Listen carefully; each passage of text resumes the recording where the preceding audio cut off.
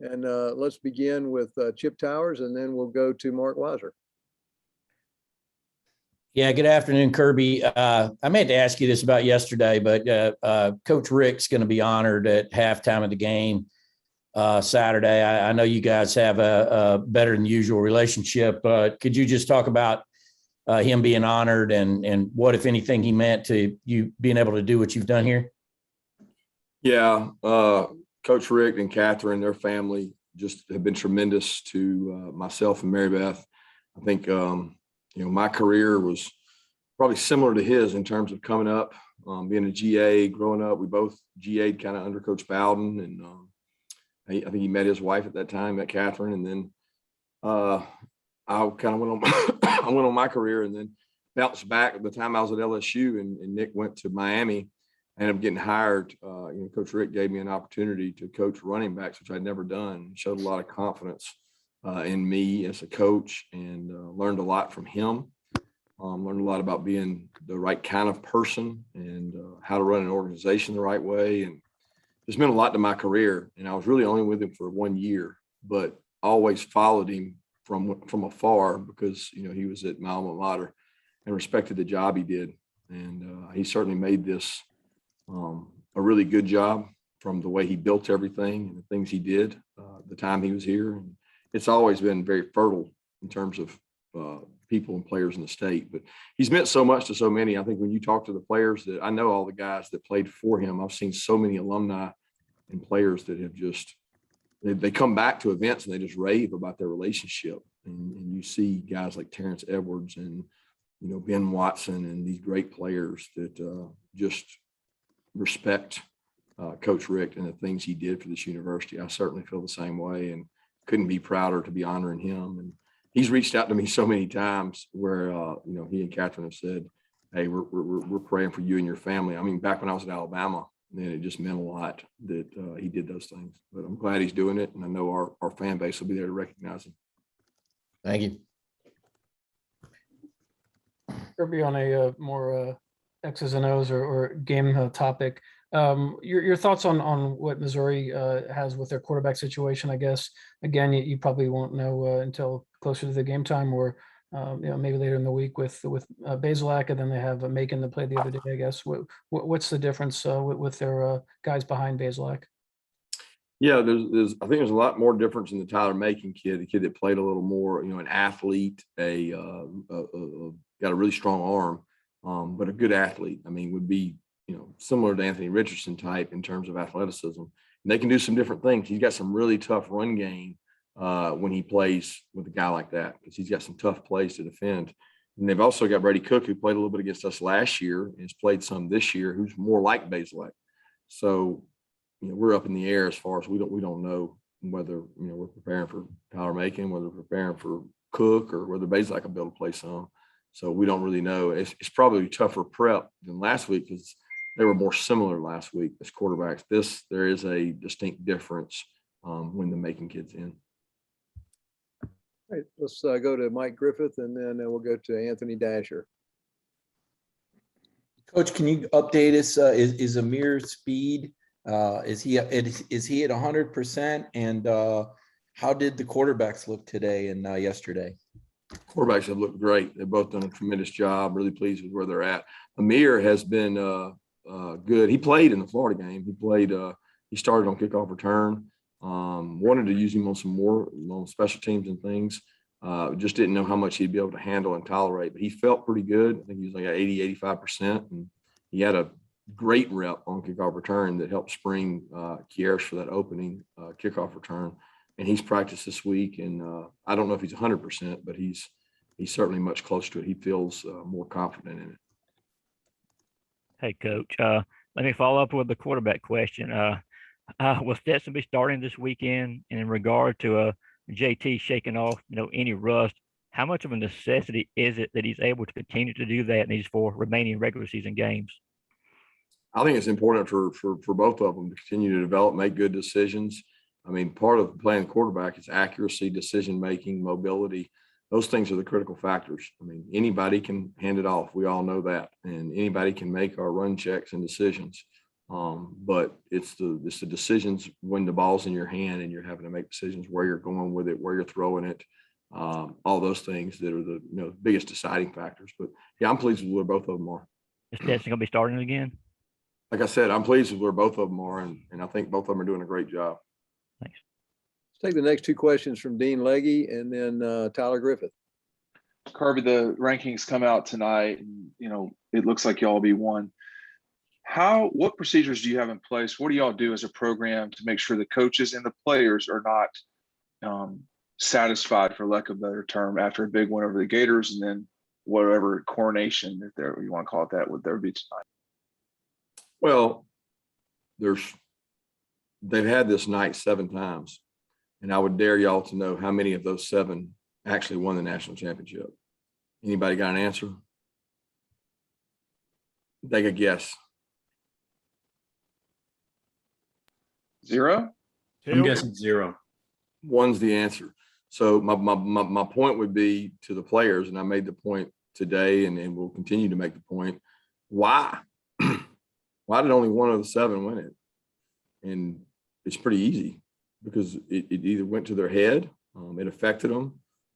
They didn't continue to grow and get better. And, the narrative out there will be, people will say, I'm not saying this because I certainly don't think it's true at all. But the narrative is what distorts young people's mind that they read on social media and things, that there's this, upper echelon of teams, and then there's this other group. And I don't think that's the case at all. I don't see it that way. I see every team in that top 10, top 15 capable of beating each other any given Saturday. So what we better do is distance ourselves from everybody else and get better, because we got some tough roads coming down the pipe starting this week and every week to follow when you play in the SEC. So that's our concern, is not that. We're not worried about that. I told them they could tune in and watch the Braves, but there's no need to watch the other, because that's not what's important. And it's distorted at least 6 other teams' mind enough for them not to make it there. Hey, so Zamir White broke the 100, had his first 100-yard rushing game of the season last week. Can you just talk about what he means, with so much experience in this, like, he bought in to the program in the running back room? What he's meant to us? Yeah. With sharing carries with other guys and, Yeah, the sharing carries is more for his health than anything else. I don't think a guy can play in the SEC and tote it that many times anymore. I mean, it gets tough. I saw it with Derrick Henry and seen it with other guys. It's hard to do and sustain. So what he's done is incredible in terms of carrying the workload, the leadership, the work ethic. I mean, there's not a day he comes out to practice he doesn't practice hard. And the best thing about it is he takes care of his body. He does a tremendous job. I see him come across my office outside my window right here, where he's walking back and forth, and I'm texting him, "What are you doing?" "I'm coming to treatment. I'm leaving treatment. I'm getting extra treatment. I'm taking care of my body so I can be effective." And he's just a great leader. Let's take the next two questions from Jake Rowe and then Seth Emerson. Kirby, where do you feel like, I know it's tough to kind of maybe put a number on this, and I don't know that I would ask you to anyway, but in terms of your receiver room and where you were maybe 2-3 weeks ago to where you are now, how much different is it? How much healthier is it? And how close are you maybe to 100% in that room as far as the guys available and the guys who can maybe make an impact for you? Are you asking me to put a number on it? I said I wouldn't ask you to do that. I was just kind of qualitative, not quantitative. I don't know what that means. Put a number on. I don't. No, I mean, I can go through each guy. I don't understand what you're asking. I'm asking. Are you talking about George? George is not back, right? Right. Yeah. Somebody wrote that Dom was back. Dom's not back. Dom did routes on air for the first time in 3 weeks. He just, right. He ran 16, 17 miles an hour. He's a 20, 21 mile an hour guy. So he's not back. Justin Robinson is not back. And outside of that, those 3, I think we have everybody else trying to approach. I don't think Marcus Rosemy is still not 100%.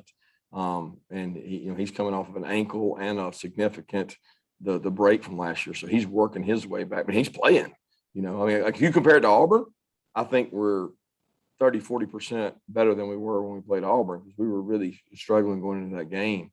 But we're not 100% still. I mean, it's just, nobody is. Nobody is at this point. Yeah, that's what I was looking for. Thank you. Kirby, all my questions were taken, but let me just see on Pickens and Blaylock, like what are the chances before the SEC championship they play? I don't know on. I really don't know on either one. I think Blaylock will have an opportunity because of what he was able to do yesterday and today. I think he's like headed in the right direction. He's actually taken the brace off. So this is, I think he's 14 months post ACL. So it's like not about the ACL. He's got to get confidence in that knee and confidence through practice. Well, his practice has been hindered by his hamstring, and it's ironic because the brace bothers his hamstring. And he feels like that's part of the reason he pulled. I think it was the last time y'all were there, he pulled. So he's been this big gap. But I think he's got a chance. I don't know on George because, we meet medically periodically with Dr. Andrews, who did the surgery. And Dr. Andrews has been very positive with him. He's done Cybex testing. There's 9 million tests you do to see where you are. And he's at like 85% to 99% to some things. He's actually stronger on the injured leg than the other leg. So he's like come a long way, but there's no timetable yet to say SEC championship or not. We think he may be cleared to practice possibly before then, but we just don't know. I do know he's got a meeting set up with Dr. Andrews here in the near future that he's going to get to go meet with him and his mom, and they get to visit and share things. And he got that at the Auburn game. That's why he went with us, because he got to meet with Dr. Andrews for another update. Okay, let's take the next two, Palmer Toms and then Vance Levy. Kirby, when you get ahead big in a game, what goes into the decision factor? What factors into the decision on when to take the starters out and put some of the second string guys in? And I guess specifically with the quarterbacks this past weekend, what was it that kept JT on the sideline? There was nothing really that kept him. I mean, we every game we talk on the headphones. We have a 2-hour meeting in the morning before the game to go through how we plan to play the players, and we don't always decide that until the day of the game. And how to play the players is something that at least every coach I know goes through. And you used to be about red shirts and how many reps guys would get and whether guys would play. And it's really more about situational. Situations decided if a guy gets hurt, who's going in. If this guy goes to right tackle, he goes to left tackle. You go through all those things. We do all those things and we talk about them. And then in the game, there is another discussion of, when is the game out of hand? When is it not? And how are we playing the game? A lot of times if you're playing to run the clock out, then it's not necessarily beneficial for a guy to go in and hand the ball off or do that. And then in other games, you're trying to score. You go back to whatever game it was, Carson Beck, we were throwing the ball, trying to grow him and get him better when we had the pick six. So every game I think is different. We make the decision based on what we think is best for the team.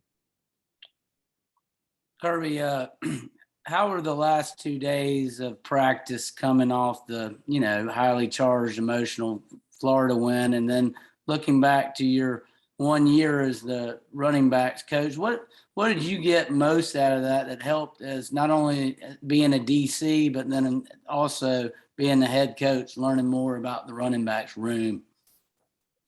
Last 2 practices have been great. They've really been good. I mean, there's been no letdown, hangover, or any of that. They practiced really good Monday, and they practiced really good today. There's been a unique buy-in to Tuesday, Wednesdays wins games. So let's go win it on Tuesday, Wednesday, and very spirited, competitive, physical, good practices. The good news is we've had enough legs between speed getting back and the wideouts feeling like they're closer to 100% Jermaine and Arian. Specifically, we've been able to get a few more reps than we had in the past. We had to cut reps way down before.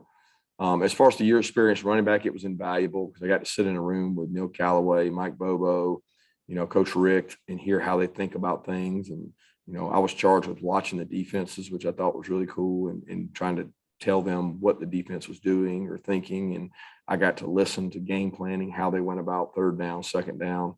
It helped me tremendously in terms of how does an offensive guy look at it. And I wish I had done a better job learning then, because it's been invaluable throughout the years I've been on defense. Okay, we got time for 2 more questions. Let's go to Connor Riley, and then we'll finish up with Jed May. Hey, Kirby, what are some of the difficulties as a coach in terms of recruiting in season and balancing all that with what you obviously have going on every week on the practice fields? The difficulties of recruiting in season is time management. I mean, it's just you have to make a choice of how much you want to commit to game plan, how much you want to commit to player development and player relationships and mental health of your players, and how much you want to commit to recruiting. And it's not an easy balance. I mean, in season is extremely hard. So our coaches, I think, do a tremendous job at night after our meetings. Sometimes we get done at 9, 10. Each night it's different. Wednesday night we get done after practice. So that's kind of our night that we recruit hard, and we communicate with each other what's going on. And then Thursday night we do the same. But just a balance, whatever you're comfortable with, whatever you feel like's best. And certainly when we have home games, it makes it easier. Yeah, Kirby, I wanted to ask you again just about Keely Ringo. Just how has he developed, I guess maybe specifically from a leadership standpoint over the course of this year? I know we talked yesterday about him, trying to hold a teammate accountable on the field on Saturday. And I know you said, maybe in the middle of the game isn't the time for that, but from a leadership standpoint, I guess, what have you seen from him? And, is that a positive step in the right direction for him? Well, I mean, I'm gonna be honest, Keely's not really a leader yet. He's still figuring things out. Now he has leadership qualities, but you're talking about a defense full of some alpha males now. And he's still figuring all that out. He's learning how to lead and set an example, and it wasn't more of a getting on a teammate as much as it was his teammate messed up and he knew it. And he knew he was right, and he just didn't necessarily handle it the right way. But I'm proud of Keely. Keely's come a long way. He's still got a long way to go, but he's come a long way because this young man did not practice one time from the time he had the surgery last year. So I'm very pleased with where he's come. I'm proud of the way he works, and he's gotten a lot tougher, contact tough, and he's gotten a lot smarter in terms of understanding our defense. But he still has a ways to go, and he will be a leader on this team because he's going to be a guy that has a lot of experience. Thank you, Coach Mark. Thanks.